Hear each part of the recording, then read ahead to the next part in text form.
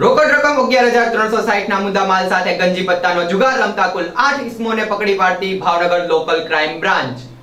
Bhavnagar LCB સ્ટાફના માણસો ભાવનગર શહેર વિસ્તારમાં પેટ્રોલિંગમાં હતા તે દરમિયાન બાતમી રાહે હકીકત મળેલ કે ભાવનગર સરકારી હાટ સીતારામ શાકભાજીની બાજુમાં આવેલ ગલીમાં જાહેર જગ્યામાં અમુક માણસો ભેગા થઈ ગોળ કુંડાળું વળી ગંજી પત્તાના પાના વડે હાથ કાપનો જુગાર રમે છે।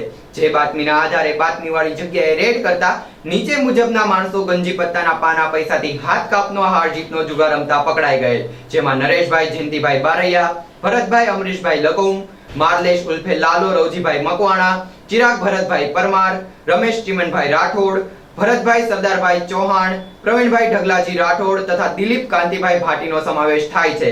જેમાં પોલીસ દ્વારા ગંજી પત્તાના પાના નંગ 52 તથા રોકડ રકમ 11,360 મળીને કુલ મુદ્દામાલ 11,360 જપ્ત કરવામાં આવ્યો હતો।